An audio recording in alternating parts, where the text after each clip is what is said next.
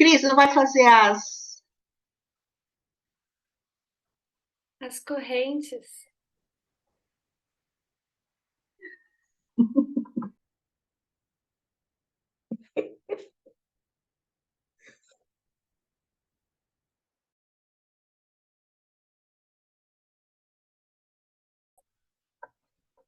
Então, bom dia oficialmente. Acho que hoje vamos terminar nosso livro. Está parecendo que vamos terminar o livro hoje, né? Isso, Bom, e qual vai ser o próximo livro, Eliana, de terça e sexta? então, a Cris, a gente escolheu um pequenino.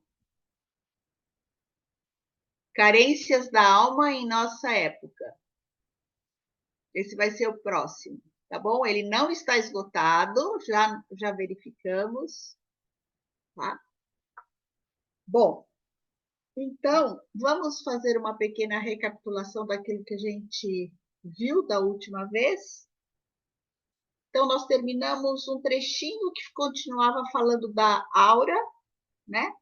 Ele fala dessas 3 auras, e que as auras manifestam aquilo que o homem fez de si nas encarnações. Não é isso? E ele fala dessas 3 auras que tem a ver com o corpo, com a alma e com o espírito, e que depende do vidente, ele vai enxergar uma ou 2, ou o vidente mais sênior vai enxergar as 3 auras, vamos dizer assim. Mas o que ele chama atenção também, que não é para a gente ficar, para quem vê a aura, não é para ficar explicando a alma humana por meio da aura, mas simplesmente isso também é uma maneira, entender a aura significa também se expandir nesse conhecimento, ampliar esse conhecimento do mundo espiritual. E daí a gente entra nesse capítulo que ele chamou de Senda do Conhecimento, né? Que ele diz que esse é um caminho que qualquer pessoa pode seguir, né, nesse conhecimento da ciência espiritual, e que o primeiro passo disso é a autoobservação, a partir do pensar de cada um de nós. E que esse pensar é um pensar que deve ser cheio de vida e não é o pensar abstrato. Então, a gente cuidar desses pensamentos, né? Desse pensar vivo, desse pensar mais analógico que faz correlações, e não esse pensar lógico. Se a gente for por esse caminho, fica difícil entender essa ciência espiritual. Então, ele faz a pergunta aí no meio dessa página, ele pergunta: como posso adquirir, então, os conhecimentos da ciência espiritual? Daí ele vai fazendo uma pequena... ele vai explicando um pouquinho aquilo que a gente já viu lá no conhecimento dos mundos superiores, né? Então, ele fala da importância da gente ter escuta, uma escuta ativa em relação ao outro, isento de julgamento e preconceitos, né? Mas sempre apoiado nos nossos pensamentos, né? Validando isso através daquilo que a gente pode reconhecer como verdadeiro no pensamento de cada um. E aí ele também fala, ele vai falando da vidência, né? Também, que para a pessoa, o vidente precisa ter uma firmeza interna, uma segurança anímica, baseada no próprio pensamento, e principalmente o vidente precisa ter uma saúde anímica, né? Uma saúde anímica estruturada, alicerçada no pensamento. Então, senão a gente entra por um lado que ele chama de fantasia imaginativa, né? Então, ele foca nisso muito, muito firmemente, né? Nesse capítulo. Então, ele fala que a primeira condição que o pesquisador precisa ter é realmente ter essa qualidade de dedicar-se incondicionalmente, imparcialmente, àquilo que é revelado pela vida humana. Então, ele fala do silêncio, da gente se tornar esse receptáculo vazio para poder acolher aquilo que o outro pode vir e aquilo que pode trazer, e as nossas próprias observações. Sem preconceito, outra vez, sem julgamento. A gente precisa ter uma constância, né, nesses exercícios, a disciplina, receber aquilo que os objetos nos dizem, né? O que está por trás, o que a partir da nossa observação por um pensar vivo, o que as coisas nos dizem, né? Qual é a ideia que está por detrás disso? E também ele fala dessa justa avaliação, nem superestimar, nem subestimar, que tem a ver com aquela equanimidade que a gente leu lá no Conhecimento dos Mundos Superiores, o equilíbrio das emoções, né? E para isso a gente precisa ter uma serenidade e precisa ter empatia. Então, acho que assim, em poucas palavras, eu acho que aquilo que a gente leu da última vez está contemplado aí. Se vocês tiverem mais alguma observação, por favor.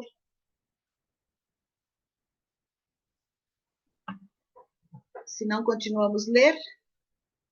Nós estamos na página 133. Mas eu vou ler o último parágrafo, não, as 4 linhas últimas da página 132. Os olhos só podem servir ao corpo pelo fato de serem órgãos de transição para impressões sensíveis. Prazer e dor transformam-se em olhos anímicos quando cessam de ter um valor puramente intrínseco e começam a revelar à própria alma, a alma alheia. Então, ele está se referindo outra vez a essa serenidade, a essa equanimidade de sentimentos, né, que a gente falou. Por meio das citadas qualidades, o aspirante ao conhecimento superior se coloca em condições de permitir que o que existe de essencial ao seu redor atue sobre ele sem sofrer as perturbadoras influências de suas próprias características. Ele deve, porém, incluir também a si próprio no ambiente espiritual de maneira correta. Aliás, como ser pensante, ele é cidadão do mundo espiritual. Mas só pode sê-lo de modo correto quando, no processo de conhecimento espiritual, dá aos seus pensamentos um rumo que corresponda às eternas leis da verdade, às leis do mundo dos espíritos. É que só assim esse reino pode atuar sobre ele e revelar-lhe seus fatos. O homem não alcança a verdade quando se abandona apenas aos pensamentos que perpassam continuamente seu eu, pois então esses pensamentos tomam um curso que lhes é imposto pelo fato de virem à existência dentro da natureza corpórea. Desregrada e confusa, eis como se apresenta a esfera mental de uma pessoa que se abandona à atividade espiritual condicionada inicialmente por seu cérebro físico. Mal um pensamento desponta, já é expulso para dar lugar a outro. Quem escuta com atenção a conversa de 2 pessoas, ou observa imparcialmente a si mesmo, forma uma ideia dessa massa confusa e mutável de pensamentos. Ora, quanto mais o homem se dedica exclusivamente aos mistérios da vida sensorial, mais essa corrente confusa de pensamentos é reordenada pelos fatos da realidade. Por mais confuso que eu seja ao pensar, a vida cotidiana impõe às minhas ações as leis que correspondem à realidade. Minha imagem mental de uma cidade pode ser das mais confusas e inexatas, mas se eu quiser percorrer um trajeto na cidade, terei de adaptar-me aos fatos existentes. O mecânico pode entrar em sua oficina com as ideias mais disparatadas. Ele será reconduzido às medidas corretas pelas leis de suas máquinas. Dentro do mundo sensível, os fatos exercem continuamente um poder corretivo sobre o pensamento. Se eu formo um juízo errôneo sobre uma ocorrência do mundo físico ou sobre a forma de uma planta, a realidade logo aparece diante de mim e retifica meu pensar. É totalmente diverso quando eu observo minha relação com os domínios superiores da existência. Eles só se desvendam para mim quando eu já ingresso neles com um pensar rigorosamente disciplinado. Lá, meu pensamento deve dar-me o apoio correto e seguro. Do contrário, não encontrarei o caminho adequado, pois as leis espirituais que vigem nesses mundos não são condensadas até a forma física e corpórea, não podendo, portanto, exercer sobre mim a referida coação. Só me é possível obedecer a essas leis quando elas são afins com minhas próprias leis de ser pensante. Aqui eu tenho de ser um guia seguro para mim mesmo. O aspirante ao conhecimento deve, pois, tornar seu pensar rigorosamente disciplinado. Nele, os pensamentos devem perder gradualmente o hábito de seguir seu curso ordinário, devendo assumir em todo o seu decorrer o caráter intrínseco do mundo espiritual. Ele deve poder observar a si mesmo nessa direção e ter autocontrole. Seus pensamentos não devem suceder-se arbitrariamente, mas desenvolver-se em conformidade com o exato conteúdo do mundo do pensamental. A passagem de uma representação mental a outra deve conformar-se às rigorosas leis do pensar. O homem, como pensador, deve representar como que uma imagem dessas leis. Tudo que não emane dessas leis deve ser excluído do curso de suas ideias. Ao surgir-lhe um pensamento predileto no caminho, deve ser repelido caso perturbe o curso pré-estabelecido. Se um sentimento pessoal quiser dirigir seus pensamentos em certa direção alheia a estes, será preciso reprimi-lo.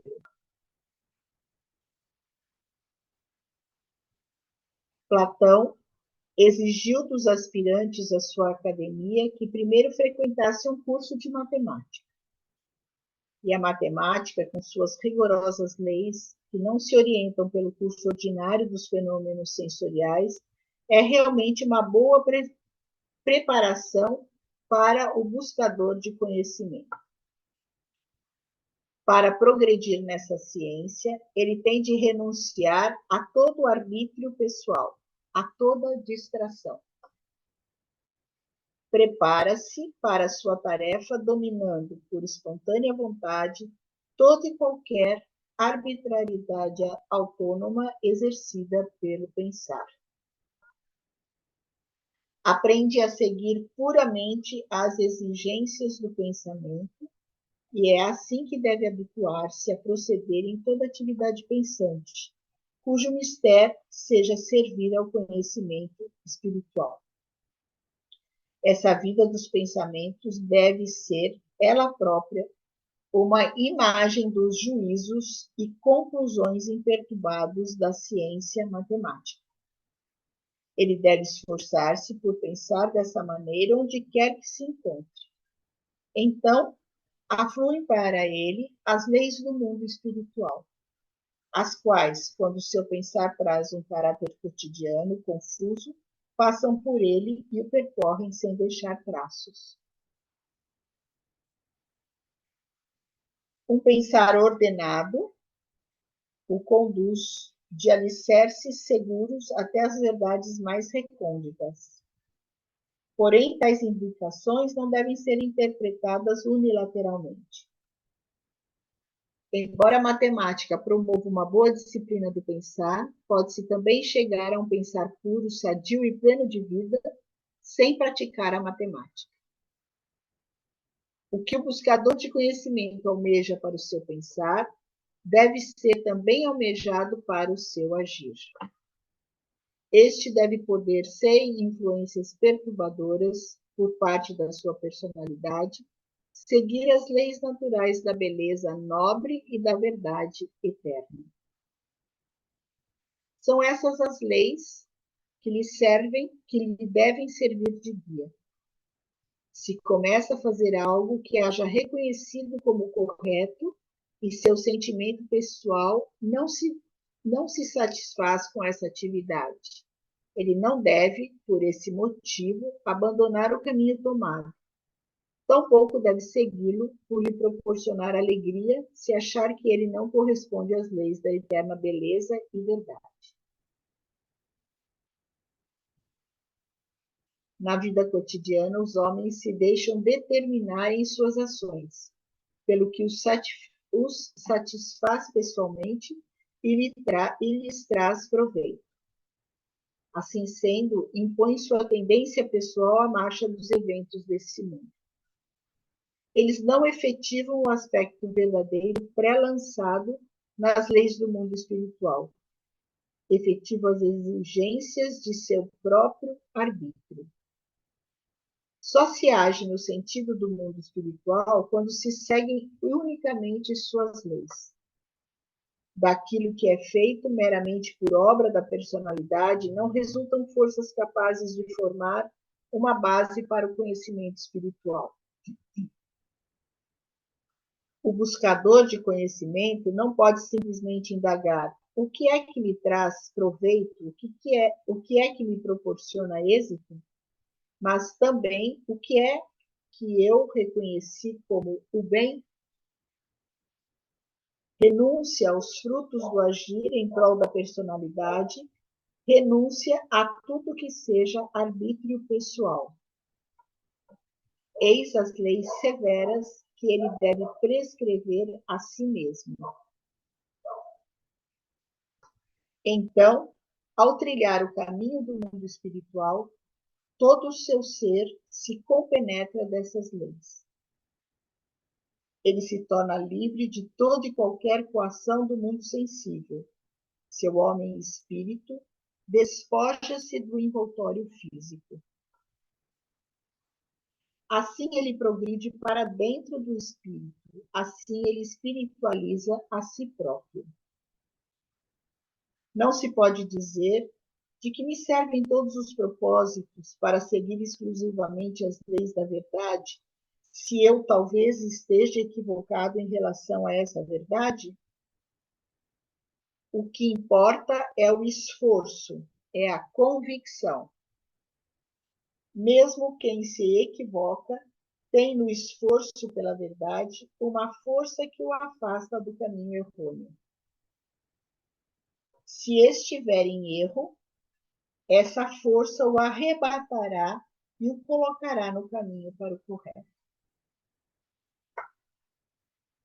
Já a objeção, também posso errar, é uma descrença perturbadora.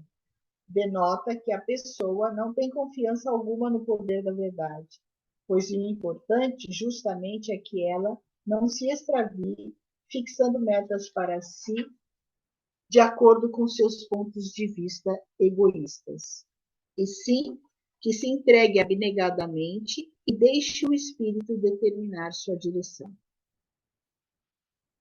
Não é a vontade humana egoísta que pode impor seus ditames ao verdadeiro. É esse mesmo elemento verdadeiro que deve tornar-se senhor do homem, impregnar todo o seu ser e fazer dele uma imagem das eternas leis do mundo espiritual. Ele deve preencher-se com essas leis eternas a fim de fazê-las emanar para a vida. Do mesmo modo como a atividade pensante O buscador do conhecimento deve poder manter sua vontade sob severa vigilância. Com isso, ele se torna, com toda modéstia, sem presunção, um mensageiro do mundo do verdadeiro e do belo, ascendendo por isso à condição de participante do mundo espiritual. Desse modo, ele é elevado de um grau a outro da evolução, pois a vida espiritual não se alcança somente pela contemplação, mas também vivenciando-o. Se o buscador do conhecimento observar as leis descritas, as vivências anímicas concernentes ao mundo espiritual assumirão, em seu caso, uma forma completamente nova. Ele não mais viverá simplesmente nelas. Elas não mais terão meramente um significado para a sua vida pessoal. Passarão a desenvolver-se no sentido de percepções anímicas do mundo superior. Em sua alma, os sentimentos, o prazer e o desprazer, a alegria e a dor se tornam órgãos anímicos. Da mesma forma como em seu corpo, os olhos e ouvidos não vivem simplesmente para si mesmos, e sim permitem abnegadamente que as impressões externas passem através deles. Com isso, o buscador do conhecimento obtém a tranquilidade e segurança anímicas necessárias para a pesquisa no mundo espiritual.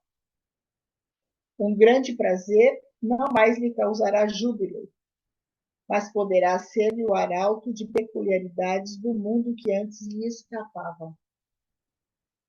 Esse prazer o deixará tranquilo, e por intermédio da tranquilidade lhe serão revelados os sinais das entidades propiciadoras de prazer.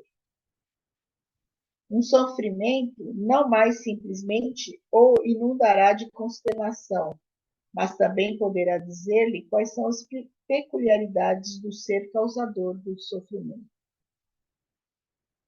Assim como os olhos nada cobiçam para si, e sim dão ao homem a direção do caminho a seguir, igualmente o prazer e a dor conduzirão a alma em segurança através de sua rota. É esse o estado de equilíbrio interior a que deve chegar o aprendiz. Quanto menos o prazer e a dor repercutirem com suas vibrações em sua vida interior, tanto mais formarão olhos necessários para a percepção do mundo suprassensível. Enquanto o homem vive em dor e prazer, por meio deles não chega a conhecer.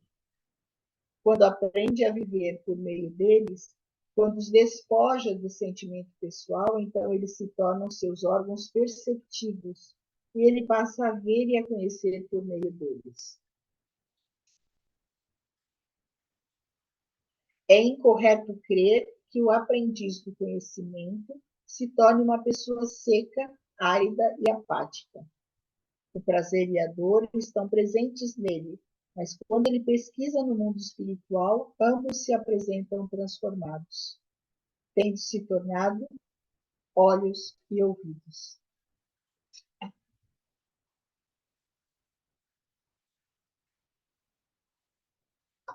Enquanto o homem convive pessoalmente com o mundo, as coisas revelam somente o que as prende à nossa personalidade. Este, no entanto, é seu lado transitório. Se nós próprios nos separarmos de nossa parte transitória e vivermos com o nosso sentimento egóico, com o nosso eu em nossa parte duradoura, nossas partes transitórias se tornarão mediadoras. E o que se desvendar por meio delas é um lado imperecível e eterno das coisas. Essa relação entre seu elemento eterno e o que é eterno nas coisas deve poder ser estabelecida pelo aprendiz. Já antes de assumir outros exercícios do tipo descrito, e também durante os mesmos, ele deve dirigir sua mente para esse lado imperecível. Quando eu observo uma pedra, uma planta, um animal, uma pessoa, devo poder ter em mente que em tudo isso se manifesta algo eterno. Devo poder perguntar a mim mesmo: o que é que vive de permanente na pedra efêmera, no homem mortal? O que permanecerá para além do fenômeno sensorial transitório? Não se deve crer que tal direcionamento do espírito para o eterno destrua em nós a contemplação dedicada e o senso das peculiaridades da vida diária, aliando-nos da realidade imediata. Ao contrário, cada folha, cada pequeno inseto nos desvendará inúmeros segredos, se não apenas os olhos, mas através dos olhos, o espírito estiver voltado em sua direção. Cada cintilação, cada nuance cromática ou tonalidade continuará viva e perceptível para os sentidos. Nada se perderá. Só que uma vida nova e infinita será acrescentada. E quem não souber observar também as mínimas coisas com os olhos, chegará somente a pálidos, anêmicos pensamentos, mas nunca à visão espiritual. Tudo dependerá da convicção que adquirirmos nesse sentido. O alcance de nossa iniciativa dependerá de nossas capacidades. Temos apenas de fazer o que é certo e deixar tudo mais a cargo da evolução. Inicialmente, deve nos bastar dirigirmos nossa atenção para o imperecível. Se assim fizermos, justamente por isso, o conhecimento do imperecível se abrirá para nós. Devemos aguardar até que ele nos seja dado, e ele será dado a todo aquele que com paciência aguardar e trabalhar. Praticando tais exercícios, a pessoa logo percebe a poderosa transformação que lhe acontece. Ela aprende a considerar cada coisa, ora mais, ora menos importante, conforme reconheça sua relação com o que é permanente e eterno. Aprende a valorizar e a estimar o mundo de modo diverso do que fazia antes. Seu sentimento assume uma relação diferente com todo mundo em redor. O transitório não mais a atrai simplesmente por si, e muito menos como antes. Para ela, torna-se um componente e uma metáfora do eterno. E esse eterno que vive em todas as coisas, ela aprende a amar, familiarizando-se então com ele do mesmo modo como anteriormente se familiarizava com o transitório. Nem por isso, contudo, se torna alheia à vida. Apenas aprende a valorizar cada coisa segundo sua verdadeira significação. Nem mesmo as vãs futilidades da vida passam por ela sem deixar traços. Mas a pessoa, ao buscar o espiritual, não mais se perde nelas. Reconhece-as em seu valor limitado, passando a vê-las sob a luz correta. Seria um mau aprendiz quem quisesse apenas vaguear nas alturas e lá em cima perdesse a vida. Um verdadeiro estudioso saberá das alturas do seu cume, mediante clara e ampla visão e correto sentimento, colocar cada coisa em seu lugar. Assim se abre ao aprendiz a possibilidade de não mais obedecer somente às influências imprevisíveis do mundo exterior dos sentidos, que dirigem seu querer ora para cá, ora para lá. Mediante o conhecimento, ele divisou uma essência eterna nas coisas. Ele tem em si, pela transformação do seu mundo interior, a faculdade de perceber essa essência eterna. Para o aprendiz, os seguintes pensamentos revestem-se ainda de especial importância.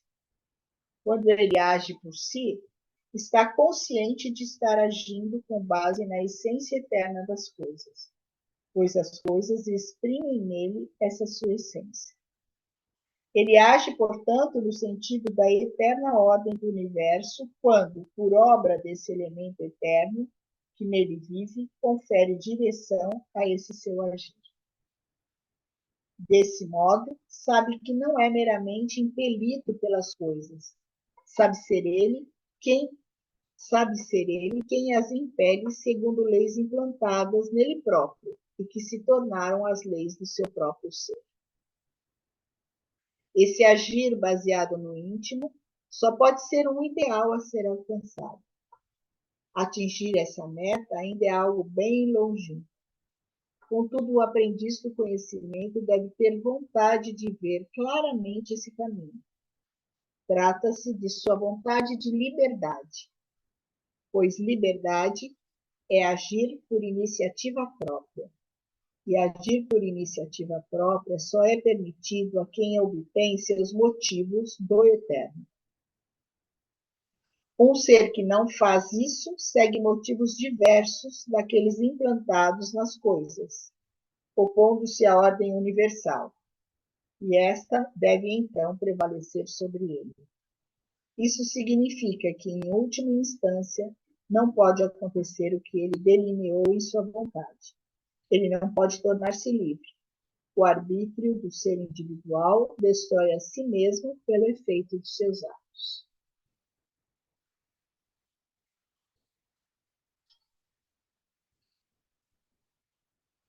Que? Ficou confuso esse trecho para mim.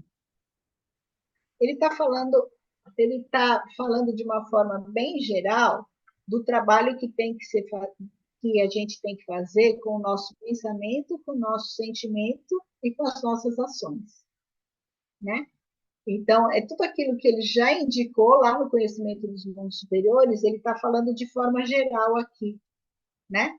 Como a gente tem que cuidar desse pensar vivo, de você não se ligar só a essa questão do concreto, a equanimidade nos sentimentos e uma ação com uma meta definida, né?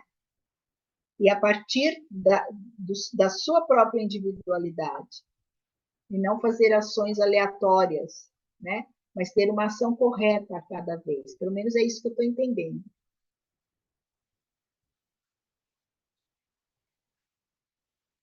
Obrigada, né? Eu também pensei assim, ainda mais quando terminou aqui, né?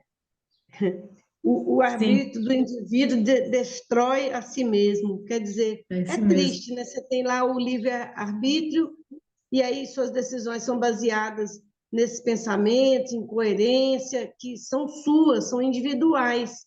Aí elas te destroem? Eu não entendi. Não, não. Nesse sentido, é que você tem que fazer esse caminho de cuidar dos seus pensamentos, dos seus sentimentos e das suas ações, e não fazer ações aleatórias, sem objetivos, sem metas, sem ideais. Pelo menos isso eu estou entendendo. Então, nesse sentido, se você fica à mercê das sensações, daí sim a gente fica nesse vai e vem, como ele disse, né? E você não tem uma direção. Então, o caminho é essa autoobservação, é esse trabalho, esse cuidado com essas funções da alma, né? Os pensamentos, os sentimentos e ações. Cris, É você realmente entende? é uma leitura que eu acho que a gente tem que refletir bastante, né? Que Sim, ele fala, aí você entende, aceita. Daqui a pouco trata-se da sua vontade, pois a liberdade é agir por iniciativa própria. É muita coisa para a gente refletir em um pedaço tão pequeno aqui. Eu não sei, eu achei essa leitura difícil mesmo. Eu tenho tentado acompanhar aqui. Cris, você tem alguma coisa para falar disso? Não, é isso que você falou mesmo. O que, para mim, o que ficou desse trechinho final é que, assim, se eu não tenho, não faço esse caminho, não tenho firmeza, não falo pelo que é belo, bom e verdadeiro, as minhas ações não são, né, com esse fim, eu vou me deixando levar pelo que vem do mundo. E daí eu não vou chegar a lugar nenhum, eu não sou livre, eu não estou fazendo porque eu conheci a verdade, porque é verdadeiro. Eu estou fazendo porque alguém pediu, alguém me deu um empurrão, alguém me jogou para frente, me jogou para trás. É assim que eu vejo, não é por mim. E eu não estou em liberdade. Eu estou seguindo porque estão me jogando aqui e ali. Agora, quando eu sigo esse caminho, faço esse caminho, aí eu posso até ir para frente, mas por mim, pelo que eu percebo de bom, belo e verdadeiro, pelo que eu reconheço, e não porque alguém está me levando. Não sei se ajudou, se piorou, se... Ajudou muito. Pela consciência, né? Eu tenho um trechinho um pouquinho antes que eu acho que fica muito claro aí, né? Porque ele fala assim, né? Para o aprendiz, né? Está consciente de estar agindo com base na essência eterna das coisas, pois as coisas exprimem nele essa essência. Que é isso, né? Sim. Então, todo esse caminho tem essa ampliação da consciência, né? E não ficar à mercê das percepções sensoriais, daquilo que vem de fora, né? Aquela imagem, deixa a minha vida me levar, né? Então, tem que ter um eu lá que está comandando esses pensamentos, sentimentos e essas ações nessa trilha realmente de se aprofundar nesse conhecimento espiritual. Senão a gente fica oscilando o tempo todo. Né? Porque essas funções, lembram disso, essas funções da alma estão assentadas no corpo astral. E o corpo astral é esse corpo das oscilações. Né? Então, se você não cuida desses pensamentos, desses sentimentos, dessas ações, você está oscilando o tempo todo, porque as influências que vêm de fora te movimentam o tempo todo. Vai para lá, vem para cá. Mas da maneira como a Cris fala, né? Tem que ter aí um trabalho, né? Tem que ter um eu comandando isso, né? Tem que ter essa convicção de que esse é o caminho, né? E tem que ter essa disciplina de fazer o caminho.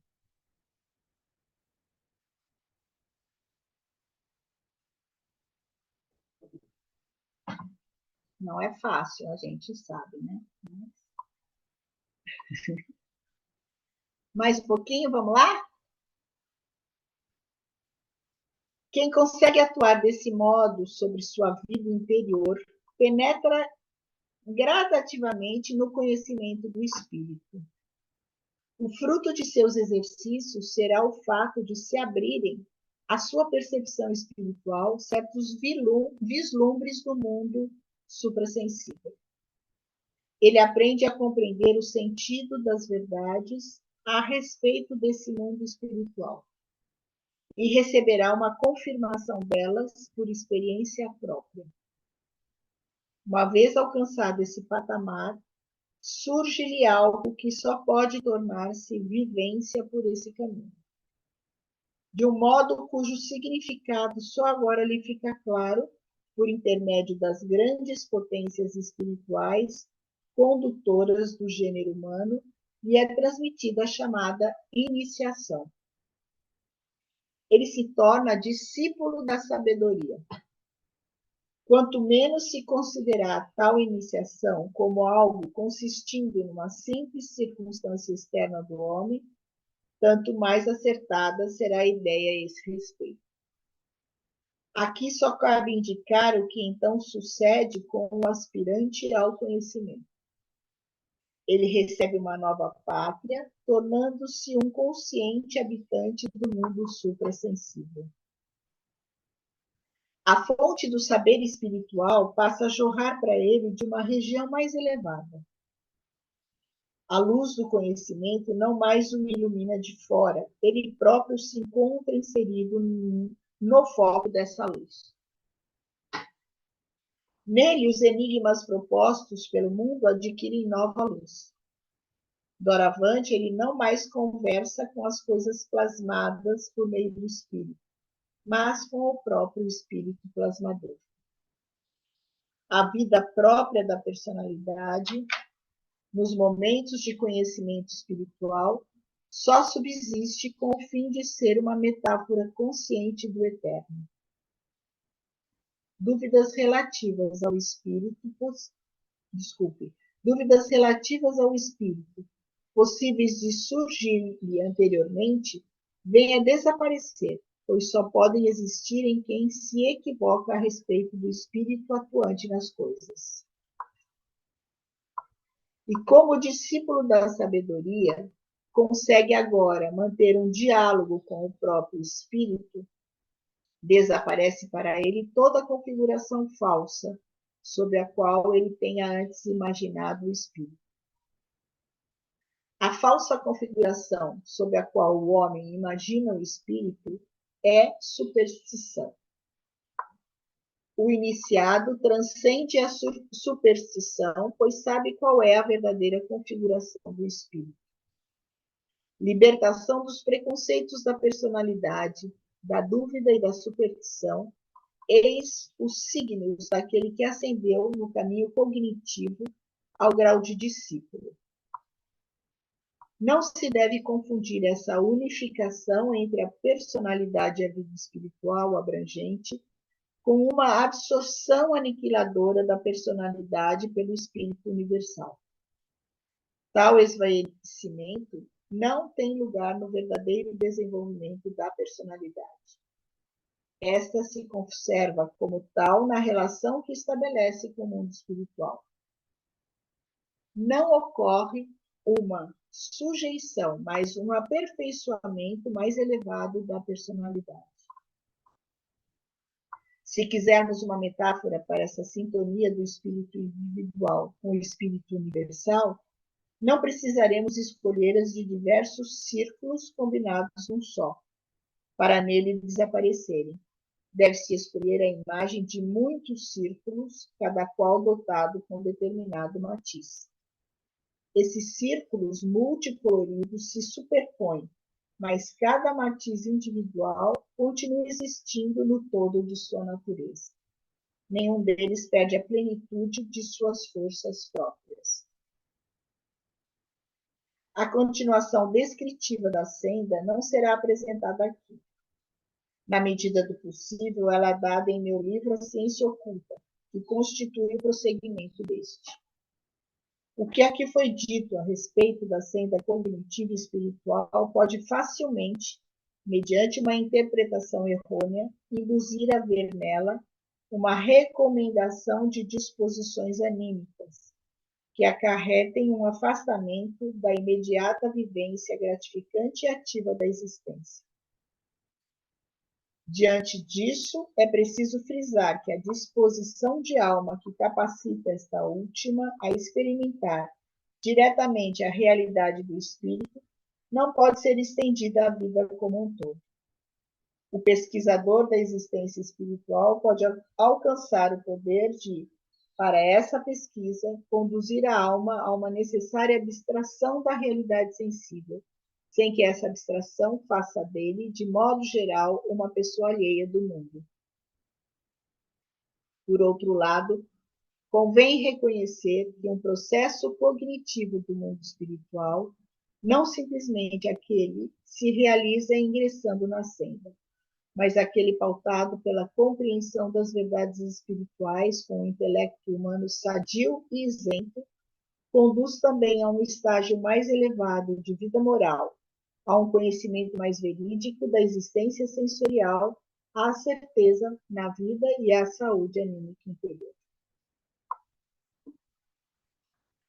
Terminamos o livro, porque em seguida tem notas avulsas e complementares que se referem às páginas, e que isso eu acho que cada um pode reler e se aprofundar no assunto, se quiserem, né? Ou interromper a gravação, tá bom?